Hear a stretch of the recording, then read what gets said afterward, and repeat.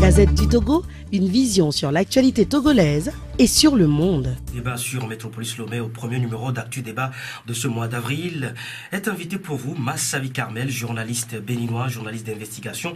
Il est directeur des rédactions de Tribune d'Afrique basé au Bénin et des journaux web Africa Express et Africa Inter.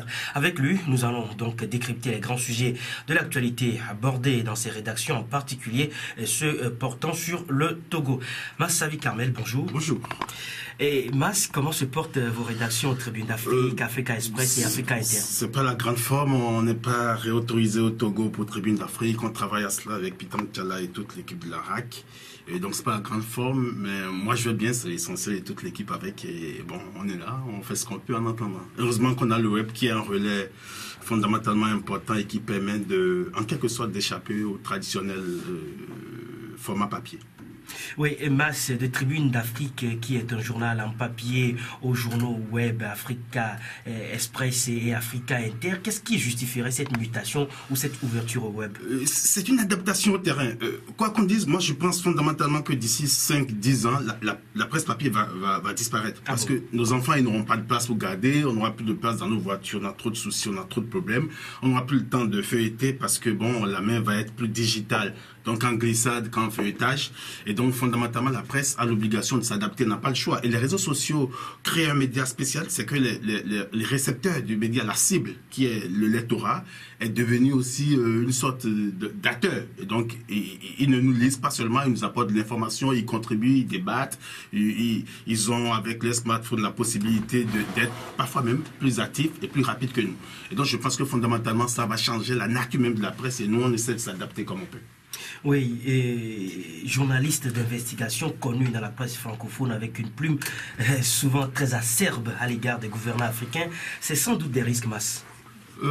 Pas vraiment. Moi, j'ai jamais pris mon métier comme un risque. Moi, je fais mon travail, donc j'écris tout ce qui me passe par la tête et qui me semble être justifié et tout ce qui est vrai. Donc, moi, mon métier, c'est une passion. Je m'en fous. J'ai jamais pensé que je prends des risques. J'ai une famille, je bois la bière le soir, je suis avec des amis, je fais la fête, d'ailleurs beaucoup, parfois excessivement. Et donc, pour moi, je vis normalement tout en restant journaliste. Sans jamais penser que mon métier est une source de danger. Mais au-delà de tout, il faut faire attention. Mais j'accepte pas le fait qu'on pense que parce qu'on est un journaliste qui pourrait être gênant ou critique, on doit se cacher et jouer la victime. Moi, je suis très à l'aise. Moi, c'est un passage obligé au pays, dans votre pays, bien sûr, au Bénin. Talon, votre chef d'État soumis au baromètre de la démocratie, votre notation depuis son arrivée au pouvoir, surtout avec son projet de révision constitutionnelle. Talon est arrivé au pouvoir comme on arrive dans un champ de coton. D'abord, il était dans le coton. Il avait une industrie de coton dans laquelle il faisait beaucoup d'affaires floues avec l'État. Et donc, on ramasse tout ce qui vous tombe sous la main. Et c'est extrêmement dangereux. Et il prend la politique de la même manière. Il est venu avec l'idée de mandat unique. L'idée est saugrenue. Dans une Afrique, les gens veulent rester au moins 3 mandats. On a un chef d'État assez gentil ici qui en fait 4, qui fait le 3e et qui va faire un 4e, un 5e et sans doute un 6e. Et donc, Talon veut réduire à un mandat. Je ne vois pas l'utilité de légiférer sur ça. Il y a la possibilité pour Talon de faire un mandat et de foutre le camp. Mais vouloir incruster ça dans la Constitution, je pense que 2 mandats de 5 ans, c'est pas trop au Bénin. Deuxièmement, la méthode, on a introduit ça au niveau du Parlement en urgence. Le Parlement a rejeté et là, Talon crée qu'il y aura un référendum. Il met tous les moyens pour gagner le référendum. Je ne crois pas que ce soit gagné. D'abord, son ministre de la Défense, qui était l'un des baromètres les plus forts de son système, a démissionné, candidat Zanaï. À partir de ce moment, Talon doit se poser des questions. Et la Constitution en elle-même a quelques failles quand même. Le fait de vouloir que toutes les élections soient organisées ensemble dans un pays où les gens sont à moitié analphabètes, c'est quand même compliqué. Parce qu'au Bénin, même les chefs cantons sont élus. Donc on veut élire les chefs cantons, les chefs villages, les chefs quartiers, les maires, donc les conseillers municipaux, les députés et le président de la République au même moment dans une même élection. Le Bénin est un pays démocratique, certes, mais je ne pense pas que les Béninois soient déjà assez préparés à ça. Au-delà de ça, il y a un renforcement inadmissible des pouvoirs du ministre de la Justice au détriment de la magistrature. On sent une envie de fragiliser la République en tant qu'un ensemble d'institutions et de créer des pôles de force qui vont se battre entre eux et donc une manière de mettre la démocratie en danger. Je crois que les Béninois ne le permettront pas, je crois qu'ils ne l'accepteront pas. Je pense que les députés béninois, il paraît qu'ils ont reçu un peu d'argent, j'ai aucun élément, mais c'est des rumeurs qui sont confirmées en partie par des députés aussi. J'espère qu'ils vont mettre leur argent en poche tranquillement sans pouvoir forcément obéir à Talon, qui ne les arrêtera d'ailleurs pas. L'autre question que beaucoup de personnes se posent est de savoir est-ce que la révision constitutionnelle est la priorité aujourd'hui au Bénin? Non, non, la priorité c'est qu'on a une croissance économique qui oscille entre 2 et 3% et qui est l'une des plus basses, en tout cas légèrement assez basse par rapport à ce qu'on a au Niger, au Mali et en Côte d'Ivoire et même au Togo et au Sénégal. Donc dans l'espace 8 mois, je pense qu'il faut remonter la pente économique en dopant le pouvoir d'achat et en augmentant les salaires. Les Béninois sont habitués à avoir des augmentations de salaire tous les 2 ou tous les 3 ans. C'est une habitude depuis à peu près une vingtaine d'années, notamment sous Yahya Boni. Et les 3 dernières années de Yahya Boni, parce qu'il avait besoin d'argent pour des élections et pour d'autres raisons, il n'y a pas eu d'augmentation de salaire. Les gens s'attendent à ce qu'on s'attaque au social de façon plus sérieuse. Et Talon a beaucoup de choses à faire. Il dit qu'il va faire un mandat, il n'en fera pas plus. Il faudrait qu'il s'attaque à l'essentiel. Et l'essentiel, c'est les routes. Il y a beaucoup de chantiers qui étaient en cours. Il a tout suspendu sous prétexte qu'il y a des magouilles. Il n'a qu'à assainir très rapidement et se mettre au travail. Je pense aussi que Talon est assez intelligent pour savoir qu'il est en face de lui un peuple un peu fou et qu'au pire des cas, il va se retrouver dans des démêlés extrêmement compliqués avec les Béninois. Une mobilisation énorme, des affrontements directs parce que c'est un pays un peu permanemment surchauffé et il le sait et je pense qu'il va faire très attention à ça. Donc je n'ai pas vraiment peur. Et le Bénin est un pays de compromis. Hein. Vous arrivez au pouvoir, on vous laisse voler pendant 5 ans après. Vous partez, on vient, on va voler pendant 5 ans aussi. C'est un pays de compromis, de majocratie et majocratie bien assise. Et je pense que Talon va tenir compte du fait que il faut tenir compte des intérêts des autres. Et c'est d'ailleurs pour ça qu'il n'y a pas une opposition solide. Parce que c'est un pays de trop de compromis et parfois d'excessivement de compromission. Et donc je pense que Talon est très intelligent, il va pouvoir l'apprécier très rapidement. On va avoir un apaisement dans les semaines à venir, je n'ai pas de doute. Merci à vous, Mas. L'équipe d'Actu Débat s'est intéressée à vos récents articles portant sur la bonne gouvernance au Togo. Le 26 février dernier, vous publiez sur Africa Inter un article qui a été lu, selon nos informations, par près d'1 million d'internautes, des centaines bien sûr. Et au Togo, OTR Gaperi porté disparu avec quelques milliards en poche, chronique d'un monstre condamné au trépas. C'est le titre de votre article. Mais quelques heures après, on a vu Gaperi au siège de l'OTR passer le témoin à Kodjo Adedje, qui est l'actuel commissaire général de l'OTR. Pour un journaliste d'investigation, c'est quand même un discrédit. Je ne prends pas ça comme un discrédit, mais je pense ça comme un appel à faire plus attention. Dans l'article, il y a une centaine d'informations bien fouinées et les gens se sont attaqués seulement à ça. Mais moi, j'ai rapidement présenté mes excuses parce que un journaliste, je suis dans l'approche de personnes. Moi, je suis parfois ensemble partout, il passe. Donc, je discute avec des gens qui sont proches de lui au quotidien. J'ai mes sources, des gens auprès de qui je vérifie une information. Donc, je reçois le samedi une information du genre. Une chose est certaine, il y a un tas de malversations évaluées à une vingtaine de milliards sur lesquels dans l'article, vous parlez de 23 milliards, c'est énorme. Sur lesquels les audits sont encore au cours. Et j'ai parlé de salaire de Gaperi et des avantages qu'il a. Et pour les avantages seulement, on est à peu près à 500 ans de salaire moyen d'un Togolais. Personne n'est là. Personne n'a démenti cela et j'ai parlé avec des membres du conseil d'administration, donc c'est des informations pointueusement vraies. Mais sur sa présence à Lomé ou pas, on est en week-end, je reçois l'information le vendredi soir, il est minuit à peu près. Le samedi, j'essaie de vérifier en appelant des sources qui traditionnellement ont été fiables pour moi. Elles me disent, Gaperi n'est pas Lomé, c'est vrai, il n'est pas Lomé. Une personne, 2, 3 personnes. Et donc, je balance l'information le samedi vers minuit. Quelques heures après, j'ai su que Gaperi est Lomé. D'abord, avant de balancer l'information, j'ai eu des contacts assez souvent avec Gaperi depuis toujours, donc je tente de l'appeler et j'arrive pas à le joindre. Je tente d'appeler 2 amis rwandais, aucun d'eux ne peut me dire là où il est. Et donc je balance l'information et après, 1 heure de temps après, je parle avec des gens de l'hôtel, 2 heures après, je parle avec des proches de Gaperi et je sais qu'il est à Lomé. Je n'avais qu'à présenter des excuses. Je pense que c'est des risques du métier, je suis allé très vite et c'est aussi la preuve que personne n'est entièrement fiable dans un monde où l'information évolue très vite. Et moi, je saisis encore l'occasion d'exprimer ma désolation. Moi-même, j'ai été en colère contre moi-même que cela arrive. Mais je pense qu'au-delà de ça, il y a plusieurs dizaines d'informations dans l'article. L'article a été repris, a été lu près d'1 million de fois, comme vous le dites. Et je pense qu'il faut s'intéresser aux autres informations et voir ce qu'il faut faire pour assainir le secteur des fiscalités au Togo, qui est un marché de dupes et de grande corruption. Et donc, on peut comprendre que c'est ce que vous tentiez de dénoncer exactement dans cet article.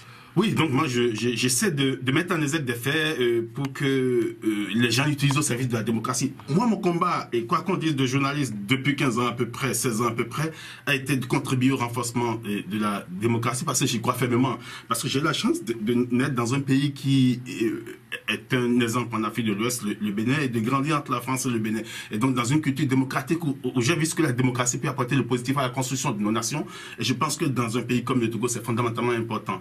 Moi, j'ai vis au Togo depuis une quinzaine d'années avec ma famille togolaise, je travaille au Togo, donc tout ce qui concerne le Togo me concerne directement, bien évidemment. Et d'ailleurs, vous êtes l'un des responsables, l'un des pionniers de l'Observatoire des médias pour la bonne gouvernance au Togo. Comment va cette association? Pas assez bien parce que j'ai quitté le pays pendant très longtemps. Je suis revenu. Je pense qu'on va reprendre le travail alors à laisser. Restons toujours au chapitre de vos articles sur la gouvernance économique au Togo. Togo, la grande corruption d'Ulysse L qui phagocyte Faure Gnassingbé. C'est une chronique qui, bien sûr, dénonce une certaine corruption dans l'entourage de Faure Gnassingbé, mais Mas Faure Gnassingbé a quand même le mérite d'avouer et qu'il y a une minorité qui s'accapare les richesses du pays. Et très récemment, il a mis en place une commission de lutte contre la corruption. C'est une lâcheté malicieuse que de dire non, il y a une minorité, ils sont une dizaine sur 10 000 à voler tout l'argent, et donc vous êtes affamé, vous allez rester un tout petit peu affamé, vous n'avez pas de scanner dans vos hôpitaux, calmez-vous un peu, il n'y aura pas de nivaquine pour vos palus, parce que les gens volent, ils volent, et je connais les voleurs, je suis le chef de l'État, j'ai l'armée, j'ai la police, j'ai la gendarmerie, j'ai la justice, mais je fous rien, parce que parmi eux, il y a quelques-unes de mes copines, il y a mes amis, il y a mes camarades, il y a mes copains, on va faire attention, attendons, et on attend. Ça fait 3 ou 4 ans que Faure Gnassingbé a raconté cette histoire, et depuis, il n'y a eu aucun acte fort, et quelqu'un comme Otete Assor, pour qui j'ai beaucoup de respect, il était un illustre professeur d'université. Il y a eu énormément d'éléments et d'articles qui l'ont accablé avec des preuves documentées par la presse togolaise qui fait un excellent travail en ce sens malgré les moyens très réduits. Et on l'a enlevé du ministère des Finances et on l'a mis juste au-dessus des ministres des Finances. Et dans la foulée, il y avait une mission avec le FMI, la Banque mondiale en Afrique du Sud pour les pays africains. C'est lui qui est allé à la place du ministre. Ça veut dire que on prend les voleurs. Je ne sais pas comment on appelle quelqu'un qui a pris quelque chose qui ne lui appartient pas. Ça doit être un voleur, c'est ça en français. Donc on prend un voleur, on l'enlève d'ici, on le met quelque part où il peut mieux voler. Et je pense qu'il y a une promotion de la médiocrité et du vol et de la corruption. Et dans l'entourage de Faure Gnassingbé, comme vous le disiez dans cet article et comme la presse le dit depuis très longtemps, on peut énumérer des dizaines de personnes qui volent à tout vent, tranquillement. Il y a un problème de responsabilité. Le minimum, et moi, ça me dérange d'autant plus que parfois on a besoin d'augmenter le prix du pétrole et du carburant pour pouvoir répondre à des besoins d'État. Moi, j'ai acheté le carburant un peu plus cher que d'habitude tout à l'heure en venant. Et donc, je me dis, c'est quand même inadmissible. Il impacte sur notre vie à nous tous en laissant des gens voler et voler permanemment. Et le pays, en promouvant des voleurs, c'est comme si on s'en fout un peu. Et je crois que Faure Gnassingbé doit en tenir compte parce que cela en va d'intérêt pour son pouvoir et je pense qu'il doit absolument en tenir compte dans les mois à venir, dans les jours à venir, en assainissant de façon remarquable son entourage. Parce qu'il est inadmissible que les preuves soient présentées et que les gens restent intacts et puis pas du tout dérangés. Mas, dans cette chronique, vous faites allusion à une certaine mauvaise gestion du projet de voirie interne au port financé à 95,72% selon les informations contenues dans votre chronique par la Banque ouest africaine du développement. Vous insistez d'ailleurs sur des anomalies dans la passation de ce marché, mais Mas, le Togo dispose des normes juridiques et des institutions qui travaillent dans le domaine de passation des marchés publics. Je veux citer notamment la RMP qui est l'autorité de régulation des marchés publics, la Direction nationale de contrôle des marchés publics. Oui, le Togo a tout ça, sauf que ça ne sert pas à grand-chose. Et dans le cas d'espèces sur lesquels je travaille depuis et sur lesquels j'ai déjà publié 2 articles à peu près, c'est un marché qui a été... c'est la boîte, avec qui j'ai d'ailleurs parlé, qui finance à 95,22% à peu près la réfection des routes internes au niveau du port. Et donc, sur cette affaire précisément, l'appel d'offres a été lancé. Et il y a un travail technique qui a été fait en amont pour une commission de régulation des marchés publics au sein du port. Et cette commission est arrivée à retenir à peu près 4 sociétés. Et dont la plus placée est Eiffage, qui est une société française. Mais il s'est fait que de la rétention de la liste à l'attribution du marché, il y a eu une nouvelle société, notamment Seco BTP, qui s'est ajoutée. Et donc j'ai commencé par chercher pourquoi et comment Seco BTP s'est ajouté.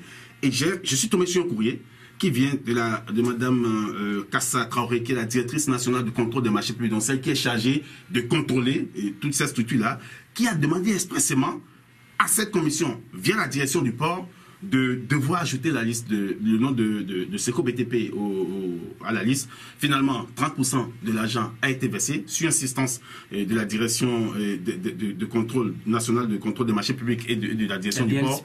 Oui. Et à l'heure actuelle, le travail a été réalisé à 10%. Selon ça c'est le constat de la société qui fait le travail. Ça, la société Seco BTP qui s'est ralliée avec une société chinoise Wetech et les deux font le travail. Et c'est leur rapport qui dit 10%. Donc, vous avez le rapport?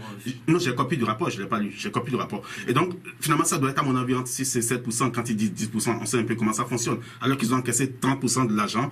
Et le délai de livraison, c'est en octobre prochain. Ils ont eu 2 ans. Ils n'ont rien fait. Et le marché est presque à l'abandon. Ce qui est aussi remarquable là, c'est que dans une fiche technique qui a été faite par une société allemande qui a assisté la commission d'attribution des marchés au sein du port, il y a eu à peu près une quarantaine de remarques en défaveur ou au détriment de Seco BTP, et personne n'en a tenu compte.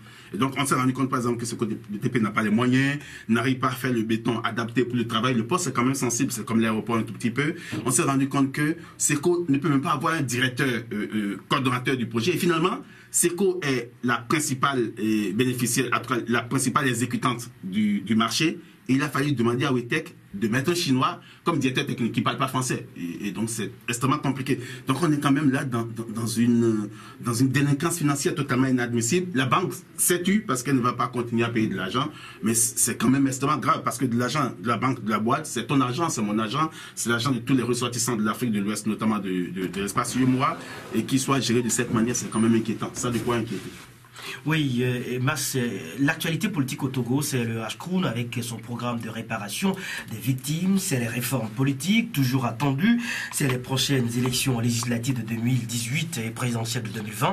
L'actualité politique au Togo, c'est aussi la problématique de l'alternance politique. Une analyse condensée sur ce menu politique togolais. Moi, je pense d'abord que pour les réformes, il y a eu plusieurs travaux qui ont été faits. Il y a eu un atelier du Ashkroun, il y a des propositions concrètes qui ont été faites au chef de l'État.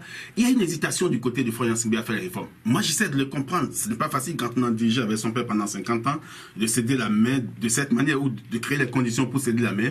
Mais je pense qu'il n'aura pas le choix. Et je veux aussi croire pour une fois qu'il est de bonne foi et qu'il va aller au bout des réformes. Et les réformes dont on parle, si l'objectif final est de pacifier le pays, c'est aussi tout ce qui concerne le Ashkroun et dont vous parlez notamment le dédommagement. Le chef d'État ou bien le gouvernement togolais a avancé 2 milliards. 2 milliards, c'est ça. Je pense que c'est déjà pas mal. C'est trop peu peut-être par rapport aux victimes parce que c'est depuis 1958. Est-ce que le budget total doit avoisiner 40 milliards? Je trouve que c'est déjà bien parce que dédommager les gens, c'est reconnaître qu'ils ont été victimes de préjudice. Et les victimes de préjudice, il y en a dans tous les camps. Il y en a dans le camp du parti qui est au pouvoir, dans le camp de l'opposition. Je pense que c'est un signe. Ford devait faire davantage, à mon avis, dans ce sens, et aller très très rapidement. 2 milliards sur 40 milliards pour commencer, c'est quand même très peu. Hein. Ça fait un 20e, quoi. Donc ça fait 5% à peu près.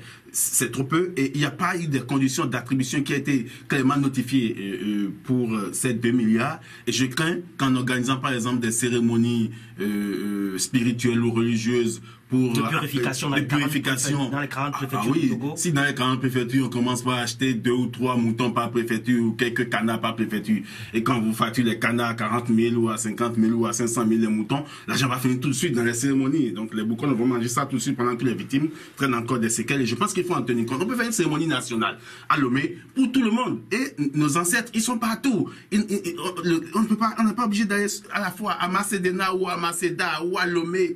On fait ça à un seul endroit. Nos ancêtres sont partout, ils vont le recevoir où qu'ils soient. Le fait dans toutes les préfectures, ça rime à une forme de gaspillage quand les gens attendent de l'argent et quand certains sont en train de mourir. Oui, Mas, face à la problématique de l'alternance politique au Togo, se pose essentiellement, et comme toujours, le problème de leader, de l'opposition capable, un leader capable de conduire à la lutte bien sûr, à l'alternance. Agbome Kodjo, pour certains, c'est l'homme capable d'assumer une certaine transition pour une alternance pacifique, parce que, ayant l'expérience du pouvoir. Pour d'autres, c'est Jean-Pierre Fabre, le chef de file de l'opposition, et donc, naturellement, la personne qui amènera le pays à l'alternance. Agboibor renaît de ses cendres. De Fabre, vous écrivez hier dans une chronique, Jean-Pierre Fabre est un aristocrate de centre-gauche et un politicien froid et imperméable, incapable d'un bain de foule spontané et sincère et qui, par son penchant pour l'élitisme des classes et ses revanches partisanes, se perd parfois dans le cafouillage de son orgueil propre. Plus loin, on peut lire toujours dans votre chronique, Jean-Pierre Fabre est donc dans le contexte actuel celui du Togo, actuel qui est celui du Togo, un véritable rempart pour la démocratie et contre les dérives du système. Avec pour béquille de raison Madame Adjama Johnson, quoique vous pensiez ce couple impromptu et hétérogène s'est découvert au fil des mois des points de convergence et de complémentarité qui maintiennent encore debout une opposition dont Faure Gnassingbé aurait chanté au rythme du Camus le lugubre requiem. C'est quoi qu'on dise une source d'espoir pour le Togo. Des appréciations que nous trouvons ici à l'équipe d'Actu Débat un peu contradictoires ou qui se contredisent. Non, pas du tout. Je décris une situation. D'abord, il ne faut pas perdre de vue que Jean-Pierre Fabre est dans la lutte depuis 25 ans au moins, donc depuis un quart de siècle à peu près. Toutes les personnes qui sont restées autant longtemps accédées au pouvoir. Au Niger avec Issoufou, au Sénégal avec Macky Sall, avant Macky Sall avec Abdoulaye Wade, en Côte d'Ivoire avec Gbagbo qui malheureusement ça s'est passé mal pour lui, une forces au Glo Bénin. Donc tous ceux qui sont restés dans la posture de Jean-Pierre Fabre pendant un quart de siècle ont accédé au pouvoir. Il est sans doute un spécimen rare, il n'a pas accédé au pouvoir. Parce que le contexte est assez particulier. Et moi, je suis de ceux qui pensent que pour aider l'opposition, il faut bien évidemment dénoncer ou relever ses faiblesses et en même temps insister sur ses forces. Quoi qu'on dise, Jean-Pierre Fabre a des limites politiques, sociales, économiques, toutes sortes de limites qu'on peut lui trouver, mais il me semble être, dans le contexte actuel, l'homme de la situation. D'abord parce qu'il est véritablement engagé, et aussi et surtout parce qu'il a gardé une certaine virginité. On dit de X et de Y qu'il a payé de l'argent auprès du pouvoir. Pour beaucoup, c'est avéré. Pour certains, ça peut être faux. Mais Jean-Pierre Fabre restait intègre à lui-même. Et moi, j'ai beaucoup d'entrées auprès de... Vous avez eu à faire des investigations par J'ai beaucoup d'entrées auprès de Faure Gnassingbé. Dans son entourage, je veux dire, et au sein de l'opposition aussi. Aucune preuve n'est apportée de ce que Jean-Pierre Fabre aurait par exemple été corrompu. Et moi je pense que c'est fondamentalement important de rester dans une posture de chasteté, de virginité quand on veut mener un combat aussi délicat que celui-là. En même temps, je pense aussi que assez souvent qu'est-ce qu'on fait? On compare l'opposition et le pouvoir. Mais on oublie que le pouvoir, c'est une dictature qui a fait 50 ans, qui a ses assises, qui a son système, qui a son armée, qui a son mécanisme, et qui a ses réflexes, et qui a accumulé beaucoup d'argent. Et qu'en face, on a une opposition qui surfe encore sur les cotisations de plage, qui surfe encore sur les petits cadeaux de femmes de grand marché. Et donc, je pense que la comparaison n'est pas forcément juste. Et quand vous parlez de contradiction, non, il n'y a pas de contradiction, il y a une complémentarité. J'insiste sur les faiblesses et les limites de Jean-Pierre Fabre, mais sur sa force la plus fondamentale qui est celle de l'engagement et de la détermination. Jean-Pierre Fabre n'est pas quelqu'un qui lâche la lutte et cet homme que j'ai rencontré plusieurs fois avec qui j'ai fait quelques interviews est obstiné. Il a envie que les choses changent. Il peut avoir des limites, mais il est d'une sincérité incontestable. Vous l'avez reçu il y a quelques semaines sur vos médias ici, dans votre radio ici, dans une très belle interview. C'est un homme qui est déterminé à faire changer les choses et sur laquelle on peut compter sans craindre que demain il se rallie au pouvoir, à mon avis. En tout cas pour ce qu'on en a vu jusque-là. Et c'est fondamentalement important face à une dictature comme celle de Faure Gnassingbé d'avoir quelqu'un comme ça. Est-ce que l'engagement et la sincérité de Jean-Pierre Fabre suffisent pour aller à l'alternance? Non, ça ne suffit pas. Il faut un peu plus que ça. Il faut par exemple que quand il est sur TV5, qu'il soit plus punch, comme on le dit en anglais. Il faut aussi qu'il réorganise un peu sa communication. Il faut sans doute qu'il se documente davantage sur l'économie. Jean-Pierre Fabre, il ne parle presque jamais d'économie, alors qu'il a un parcours assimilable à un économiste, mais il ne parle presque jamais d'économie. Et je pense que c'est fondamentalement important qu'il parle de sujets délicats et techniques. Comme avec des chiffres à l'appui. Avec des chiffres à l'appui pour montrer, et quand il sort des chiffres, parfois c'est des chiffres exagérés et grotesques. Et donc il faut qu'il puisse être très rigoureux sur ce point pour montrer une capacité à pouvoir gérer un pays, à pouvoir faire de la micro et de la macroéconomie. Et je pense que cela montre un peu de limite quand il ne s'y essaie pas et quand il ne s'y accroche pas. Au-delà de ça, moi je pense que c'est un homme extrêmement bien et c'est la meilleure personne pour le moment qui peut aider le Togo à s'en sortir. Je pense, comme le disent beaucoup, que le Togo, on va à la chasse, on n'a pas de chien, on amène un mouton. Mais le meilleur mouton, le mouton qui ressemble le plus à un chien, c'est Jean-Pierre Fabre. Oui, vous êtes un journaliste qui fait assez de portraits. si on vous demande de faire un portrait politique d'Agbéomé Kodjo aujourd'hui, vous en direz quoi? J'ai souvent du mal à parler de lui parce que c'est un ami, donc je le vois assez régulièrement. Et je ne sais pas comment on parle des amis en public.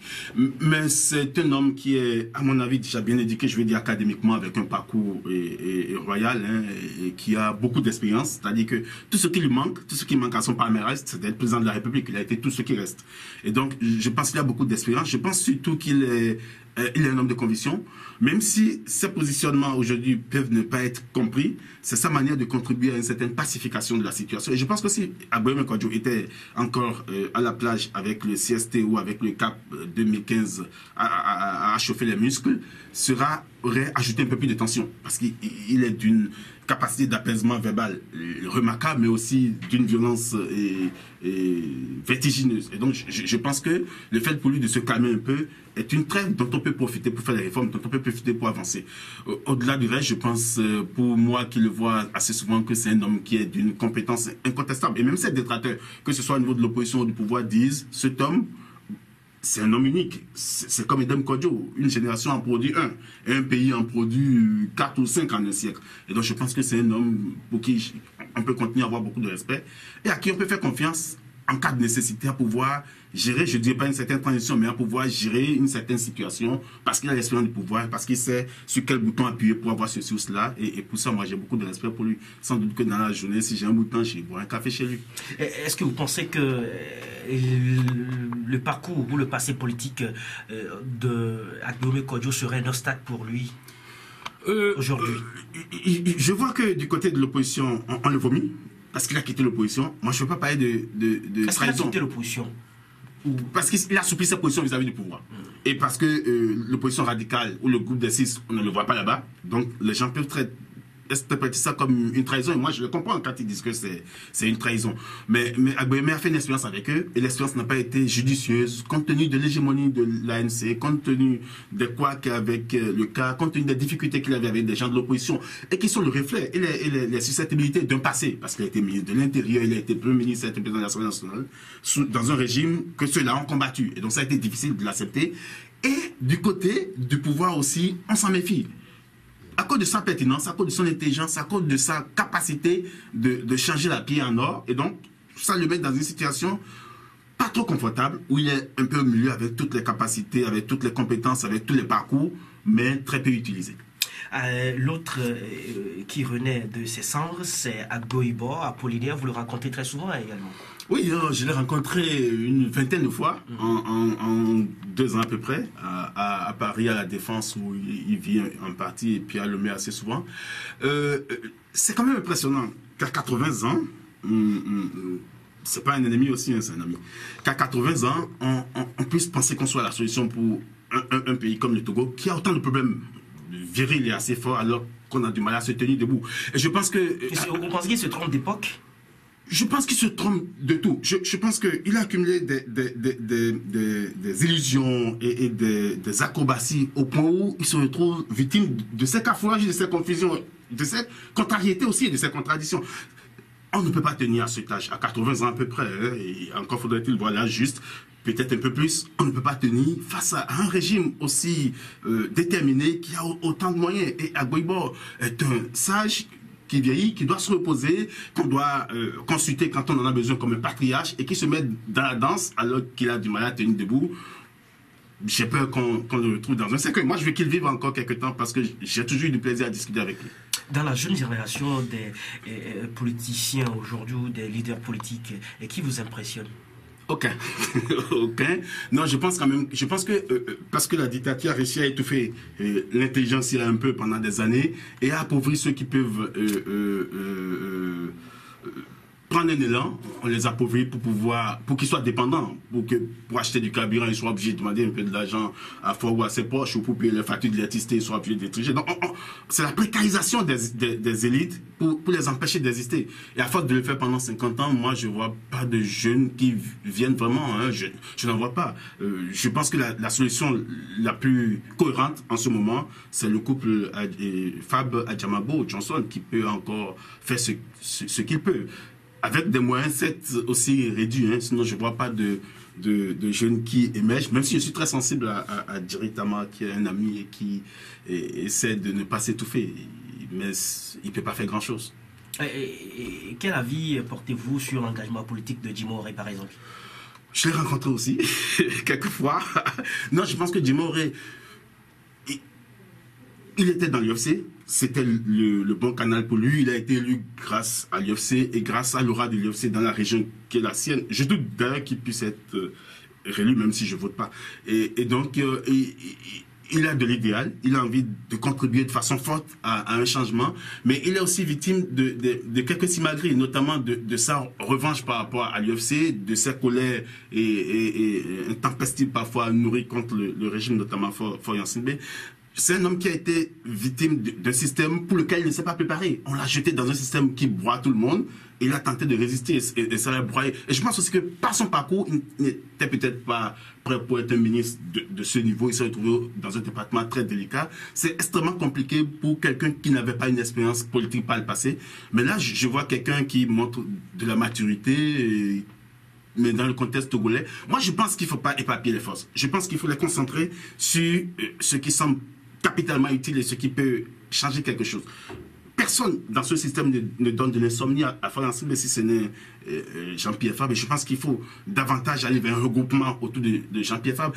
Peut-être qu'il ne sera pas le bon président pour nous, mais il va tout au moins créer les conditions de l'alternance. Et comme il est sincère et qu'on peut être sûr maintenant qu'il ne dépendra pas financièrement du système, je pense qu'il reste encore davantage fiable quand on voit que la plupart, quand même, de temps à autre, quand ils peuvent, vont chercher, je ne dirais pas quelques cartons, mais quelques enveloppes. Et donc, je pense qu'en cela, il faut continuer à soutenir Jean-Pierre Fabre. C'est le seul recours qu'on a. Et comme je l'ai dit, on n'a pas de chien, on a un mouton certes, mais c'est un mouton qui ressemble à un chien. Il faut l'utiliser pour aller à la chasse. On ne peut pas faire autrement. Et Maître Dodji Apevon, lui, il quitte le CAR et crée son parti qui est le FDR. Vous n'en avez pas parlé dans... Je lui ai fait une interview, une très belle interview. Je l'ai rencontré 3 ou 4 fois déjà. L'année dernière, c'est beaucoup, vu qu'on n'a pas assez de temps. Et je pense que c'est un homme d'idéal. C'est son seul avantage, tu vois. C'est un homme d'idéal qui a assez subi et qui veut réagir. Mais c'est un homme d'idéal qui sait là où il va. Je doute pas qu'il ait les moyens d'aller, mais il sait là où il va. Il est déterminé, il est obstiné.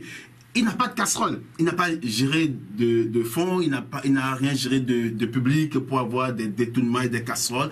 Il paraît même innocent, je ne vais pas dire naïf, mais très innocent dans un monde plus compliqué que ces souris qui portent permanemment sur son visage. Je pense que c'est un homme joyeux qui se met dans une situation pas trop confortable. Mais des gens comme lui, on en a besoin pour notre opposition, je pense fondamentalement, parce qu'ils peuvent tempérer la situation, ils peuvent constituer aussi un béquille de dialogue. Tu vois, Jean-Pierre Fabre avec l'hégémonie de l'ANC, s'il n'y a pas de contrepoids au sein de l'opposition, ça peut être déliquescent. Et je pense que quelqu'un comme lui, et d'autres aussi, et même le groupe de 6, c'est des partis relativement sérieux en griffe, donc ils vont pouvoir créer un contrepoids face à Jean-Pierre Fabre et Apevon, c'est quelqu'un pour qui aussi je voue beaucoup d'admiration. Et oui, Massavi Carmel, nous tendons vers la fin de notre entretien, notre débat avec vous. Une autre paire de manches dans l'avenir politique du Togo, Pascal Bojona, et vous écrivez il y a quelques jours, funérailles d'Antoine Bojona, une dernière libation avant la bataille pour Pascal. Bataille politique, et si oui, dans quel camp politique? Tout à la fois, tout à la fois. Pascal est un animal politique et un homme extrêmement rusé. Hein. Il est très rusé, très malin, et personne ne peut l'attendre. Et c'est dans sa force. Il va surgir là où on ne l'attend pas. Moi, je pense qu'il s'offre sur la possibilité d'un parcours solitaire ou d'un parcours avec l'opposition, mais aussi éventuellement un retour aux affaires. Et je pense que de tous les hommes politiques que nous avons connus, de tous les ministres que nous avons connus, Faure Gnassingbé, il est l'un de ceux qui arrivent à faire rapidement le lien et à régler les problèmes. Et c'est fondamentalement important d'avoir des gens comme ça. Avec quelqu'un comme Pascal, au cours des manifestations que nous avons connues, des élèves qui étaient dans la rue, je crois qu'on n'irait pas jusque-là. Pascal a une chaleur humaine, une détermination. C'est vrai aussi qu'il est généreux. Donc la chaleur humaine, c'est aussi pouvoir donner un peu de l'argent à tout le monde et rigoler avec tout le monde, embrasser les gens et tout ça. Et donc il fait un peu de tout ça et ça lui marche. Ça lui marche si bien parce que ça lui ressemble. Tu vois, c'est un homme débonnaire par son poids et par sa taille, qui est capable d'une humilité énorme, mais qui est aussi un but d'un pouvoir extrême et qui sait l'utiliser. Et il a toujours été un homme d'équilibre. Je pense que quelqu'un comme ça, La preuve, c'est que depuis qu'il est parti, et c'est mon point de vue, il y a un vide qu'il a créé un peu autour du Foyer Nsingbe. C'est qu'il y a un vide. Un porte-parole direct du chef de l'État. Et même si on en nomme un, de la racaille, dans le sens positif, hein, de l'acabit, ou de la posture de Pascal, c'est difficile d'en trouver. Pascal, il vous occupe par son poids, par son regard, par sa chaleur, par sa générosité. C'est un homme de pouvoir. Et comme il ne peut rien faire, il n'a que 52 ans. Il ne peut rien faire que de faire de la politique. Il ne sera pas enseignant demain, il ne sera pas douanier, il a dépassé l'âge d'être recruté. Il ne peut rien faire d'autre que de revenir en politique. Et je pense qu'il ne faut pas ne pas compter avec lui. D'autant qu'on est dans une situation d'enlisement qu'il faudra créer, tu vois, qui est une situation de statu quo, où rien n'avance, mais où personne ne se plaint. Et comme l'enlisement ne dure pas, ça peut être utile de faire recours à tout Togolais à un moment donné, où j'ai une situation qui soit très très difficile, qui soit explosive. Oui, vous suivez également l'actualité dans le pays qui est liée aux revendications sociales. Vous en avez fait quelle analyse? Je pense qu'il y a une sorte d'incongruité permanente qu'on vit dans ce pays. On a un chef d'État quand même qui a beaucoup d'argent, personnellement déjà. On a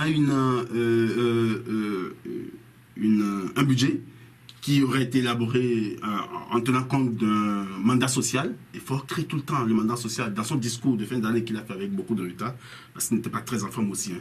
Il est revenu sur le mandat social, et pourtant, on s'en rend compte sur le terrain. Et ça n'a rien de social. Ce que les enseignants demandent, moi, je me suis amusé un peu, j'ai un peu bien noté sur ça, à voir un peu ce qu'ils demandent et à les comparer surtout aux pays voisins. Ils demandent beaucoup moins que les Béninois, que ce que les Béninois ont eu depuis 10 ans. Ils demandent beaucoup moins que ce que les Ivoiriens ont eu depuis 20 ans. Et donc, je pense qu'ils sont dans le droit le plus légitime de demander. Et le gouvernement n'a pas le choix. Le gouvernement doit discuter avec eux. Et ils tiennent un point sensible. Ils tiennent nos enfants. Ils tiennent l'école. C'est vrai, les gouvernants, pour la plupart, ont leurs enfants ailleurs, mais il faut tenir compte du fait que c'est l'éducation qu'on va donner à nos enfants aujourd'hui qui va retomber sur le comportement dans la société demain. Et aujourd'hui, on a, je ne sais pas, peut-être 20 ou 30% des enfants qui sont plutôt dans la rue avec des cocktails, avec des morceaux de bois, avec des mortiers, on dit. Oui, c'est ça, plutôt que d'être à l'école. Et je pense que ça va créer une génération de violence si on ne gère pas ça très très rapidement. Et ce qui est inadmissible, c'est que c'est récurrent. Depuis 5 ans, la même chose arrive à peu près. Et c'est amplifié cette année, mais ça arrive à peu près depuis 5 ans. Et on semble ne pas avoir de solution. Si Foyer Nsingbe n'a plus de solution pour le Togo, moi je pense que c'est pas mauvais de démissionner. Je pense qu'il peut faire autre chose ailleurs dans le monde. Mais je ne le vois plus imaginatif ni fructueux sur le Togo. Et je pense que il est arrivé à un niveau de platitude à cause de l'usure. 12 ans, c'est quand même beaucoup. Et quand 12 ans, ça colle aux 38 ans de votre père et que vous avez hérité de la plupart de vos conseillers de votre père, c'est quand même un demi-siècle. Un demi-siècle, on peut être fatigué. Et on peut ne plus pouvoir réfléchir. On peut ne plus avoir de solution. Si c'est le cas, c'est un chrétien qui regarde Dieu, qui regarde le peuple, et qui démissionne tout gentiment. Il y a la possibilité de vivre au Togo sans lui. Vous l'avez rencontré à Addis Abeba, où vous êtes parlé un tout petit peu. Vous vous êtes dit quoi? Je rencontre, je ne veux pas parler de mes rencontres. Il m'est arrivé de rencontrer Foyer Nsingbe, je ne sais plus où. Et non, mais moi, j'ai toujours dit ce que je pense. J'ai toujours été assez direct avec lui. Je lui ai toujours dit clairement ce que je pense. Et je pense que quand vous le rencontrez, d'ailleurs, je suis gêné de parler un peu de ma rencontre avec lui. Quand vous le rencontrez, vous avez l'impression d'avoir quelqu'un de très convaincant. Donc, il est quelqu'un d'assez généreux, d'assez calme, qui vous écoute avec beaucoup d'attention, qui sourit parfois, et donne l'impression de maîtriser la situation. Et donc, quand vous le quittez, vous n'avez pas envie de l'attaquer tout de suite. Hein. Quand vous rencontrez quelqu'un comme ça et que après vous le quittez, vous avez l'impression que c'est un naïo. Je pense aussi que c'est dû au fait qu'à la fin, il peut faire un cadeau, c'est un chef d'État. Et donc, on peut être aussi bien influencé par les enveloppes que par le regard qu'il a porté sur vous. Mais c'est quelqu'un de sympathique en privé et ça n'a aucun reflet sur son quotidien de chef d'État. Et c'est ça qui est désolant et impressionnant. Sinon, voilà, désolé de parler de ma rencontre avec Michel Page. Merci. C'était à l'heure du jour. Merci à vous, Massavi Carmel. Vous êtes donc le directeur des rédactions de Tribune d'Afrique, Africa Express et Africa Inter. Merci d'avoir accepté notre invitation ici à Métropolis Lomé. Merci Elise, c'était un plaisir. C'est un plaisir. Eh bien, merci à vous, auditeurs, auditrices, qui nous avez suivis partout ici, à Lomé, partout ailleurs. Merci à Rapidement pour l'assistance technique, à toute l'équipe de la rédaction. Merci à Romuald de la Gazette, qui également a participé à la préparation de cette émission. Au revoir et prenez très bien soin de vous. Au micro, c'est moi, Eli Ngoka Dokanou. Et retenez toujours que la vie est une chance, mieux une grâce. La Gazette du Togo, une vision sur l'actualité togolaise et sur le monde. Rejoignez-nous sur le www.lagazettedutogo.com ou sur nos comptes Facebook, Twitter et YouTube. Pour tout contact, écrivez à contact@lagazettedutogo.com ou appelez le 92 80 88 53. La Gazette du Togo, c'est l'information en continu.